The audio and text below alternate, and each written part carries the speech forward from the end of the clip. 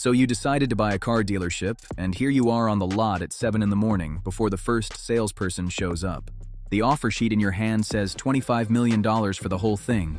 The land, the glass showroom, the service building behind it, and the right to sell one brand of new cars in this town. Earl is standing next to you. Earl has run this store as general manager for 22 years, under 2 different owners, and he has agreed to stay for a third. He does not look at the showroom. He looks at the service building and counts the lifts out loud. 24. You think he is stalling. He is telling you the price, because the lifts decide what this store is worth. The store sells about $77 million a year in cars and service, and Earl knows where the money in that number lives. So which part of this building actually pays? You are about to find out. You wanted this store because the sales numbers looked enormous. The average franchise dealership in America sells about 955 new cars a year, at about $48,000 apiece, by the count of the dealer's own trade group. That is $46 million of new cars rolling out of one store before a single used car or a single oil change. In most towns, the dealer's family name is on the high school scoreboard and on the back of the Little League jerseys. You have watched that for years and done the math in your head. $46 million of cars, and the owner keeps some of it. Earl heard the same math from the last 2 owners. He tells you what he told them, because the math is the same for everyone who walks in with an offer sheet. The new cars are the part of this store that keeps the least. Which part keeps the most is the question you will spend this whole year answering, and the answer is parked behind the showroom. Start with the land, because that is what the $25 million buys first. 11 acres on the 4-lane highway at the edge of town, with about 18,000 square feet of showroom in front and the service building behind it. Earl walks you through how the price is built. About 11 million of it is the real estate, the land, the buildings, the lifts, and the tools. That number is close to what the biggest public dealer group in the country carries per store for land and buildings in its annual report. The other 14 million is the franchise itself, the customer files, and the people who stay, because without them you would be buying an empty building on a road. 25 million for a store that sells about 77 million a year is roughly a third of a year's sales. That is the same ratio the big group paid in 2025 for the 17 stores it bought from other owners. It paid $751 million for stores that sell nearly $2.5 billion a year between them. The mistake almost every first-time buyer makes is to pay extra for the showroom. The glass, the busy road, the sign you can see from the highway. Earl prices a store by the service drive, the lane where customers pull in for repairs. He counts how many cars are in that lane on a Tuesday morning. A lift earns money every day it is open, and a showroom earns money only when somebody signs. Your service drive had 31 cars in line before 9. That is why he told you to pay the price. Then the contract, and this is what nobody mentions when you dream about owning a dealership. You do not simply buy a franchise. The manufacturer has to approve you as the new owner first, and until it does, the store is not yours. You sign the purchase agreement and wire a deposit of $2.5 million, 10% of the price, into escrow. Escrow is a holding account neither side can touch, and then you wait. The biggest public dealer group says in its own annual report that this approval typically takes 60 to 90 days, and that manufacturers have refused it before. So for 3 months you own nothing and can change nothing, because until the brand signs, the store is still the old owner's. The brand reads your finances, your other businesses, and your plan for the store, and decides whether it wants you. When the approval comes, the franchise contract comes with it, and Earl makes you read it at his desk. The contract does not give you the territory. Another store with the same brand can open across the county line. The brand decides how many cars you get each month and which models. And the contract says your buildings must meet the brand standards, whatever the brand decides those standards are next year. Most people think a franchise is theirs the way the land is theirs. The brand gives you permission to sell its cars, and the brand can take that permission back. Experienced buyers do 2 things about that. They keep the land and buildings in their own name, separate from the store, because then whatever happens to the contract, the real estate stays. And they keep the ownership simple, one owner and money whose source is easy to show, because the approval goes faster when there is nothing to investigate. The renovation starts the week the approval clears, because the brand's standards are not a suggestion. Its binder asks for a new sign, new showroom floor tile in the brand's gray, new lighting, and 6 charging stalls for electric cars out front. The contractors bid $2 million for all of it. That is a real number for a single store. The biggest public group spends about $750,000 per store every single year on buildings and tools. Nobody had put real money into this store in 6 years. The final bill lands at $2,300,000. The old showroom floor hit a cracked slab, and the parking lot needed new drainage before the chargers could go in. This is where most owners spend the money wrong. They pour every dollar into the showroom, because the showroom is the dealership they pictured. Earl asks for one change to the plan before you sign with the contractors. He wants 2 more lifts in the service building, $400,000 for the pair with the concrete work, instead of the marble reception desk the designer drew. You argue for a day, then you ask him how much the reception desk earns in a year. He does not answer because the answer is nothing, and you give him the lifts. You will see why that trade mattered in about 8 months. Now the equipment, and in a car store, the equipment is mostly the cars. The 2 new lifts get installed in the service building in March, and the tools and diagnostic computers that came with the store are yours already. The cars are different. On the day you take over, the lot holds about 120 new cars and 60 used ones, close to $7 million worth of cars. You do not pay cash for any of it. A bank lends you the money car by car, or the brand's own finance company does. The trade calls it a floor plan. When one of those cars is sold, the bank is paid back for that one car the same day, and until then, the interest runs. The biggest public group borrowed this way at a little over 5.5% last year. At that rate, $7 million cost you about $1,100 a day. Every month, the bank sends the floor plan statement, the bill for that interest, and Earl pins it next to the keyboard. Earl hangs every key on the keyboard behind the manager's desk. 200 hooks, 1 key per car. He says to think of each hook as $6 a day, sold or not, because that is what the interest comes to per car. Most owners look at a full lot and see an asset. Earl looks at the keyboard and sees 200 small loans. 2 things make that interest bill smaller. The brand pays part of that interest on new cars for the first couple of months they sit. That is why a new car is supposed to be gone in about 7 weeks. Last year, the average new car in the country waited 47 days. And the cheapest used car you will ever stock is the trade-in a customer drives onto your lot when they buy a new car. Nearly half of the used cars dealerships sell came in as trade-ins on a new one, and no auction fee ever touched them. Now the people, and there are more of them than the showroom lets you see. The store runs on 68 people, technicians, the service writers who greet each car in the service drive, the parts counter, salespeople, the finance office, then the porters who wash and move every car, and the accounting room upstairs. The average franchised dealership in the country pays about $5,600,000 a year in wages, and yours is average. That is about $470,000 every month. A quarter of your employees are technicians.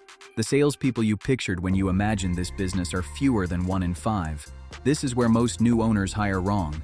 They staff the showroom for a Saturday in June, and then keep that many salespeople on the payroll through a wet Tuesday in February. Earl's answer is in the pay plans, the rules for how each person is paid. Salespeople are paid by the car they sell and technicians by the job they finish, which is why those 2 bills move with the work. Everyone else is paid by the hour, the service writers, the parts counter, the porters, the accounting room.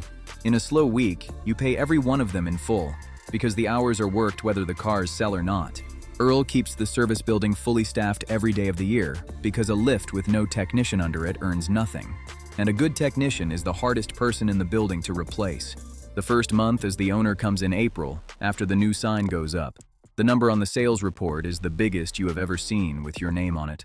The store delivers 80 new cars and 63 used ones, and the service drive writes about 1,300 repair orders. By the last day of April, the keyboard has 143 empty hooks on it. The month closes at about $6.5 million in sales. Almost every new owner stops at that line and calls home. Earl walks you past it to the gross profit column, because the sales number is not the money you keep.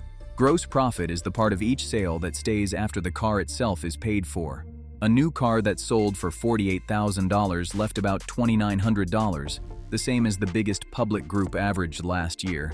A used car left about $1,700. So 80 new and 63 used cars left about $340,000 for the whole month from nearly $6 million in car sales. Then the wage bill, $470,000.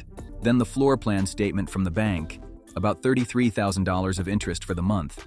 Then the ad bill, about $49,000, which is roughly $700 of advertising for every new car you sold. The cars alone did not cover the payroll, and yet the month ended with money left over, real money, because 2 other rooms in this building were earning the whole time, and you had barely looked at them. The slow month comes in October, and it comes because of September. At the end of September, the federal tax credit on electric cars expired, and buyers rushed in to catch it. Electric cars were almost 12% of new sales that month across the country, the highest share ever recorded. In October, they were under 6%. Your September was wonderful. Your October is 40 electric cars on the lot that nobody drives in for, and the brand sent them, because the contract lets the brand decide what ships to your store. Every one of those keys on the keyboard is still costing you money every day, and the floor plan statement for October is the highest of the year. Earl has seen this before, and he shows you what it looks like at the top of the industry. In 2024, the biggest public dealer group paid 85% more floor plan interest than the year before, for one reason. Lots across the country filled back up after the shortage years, and full lots cost money to hold. The mistake almost every owner makes in a month like this is to hold the price and wait.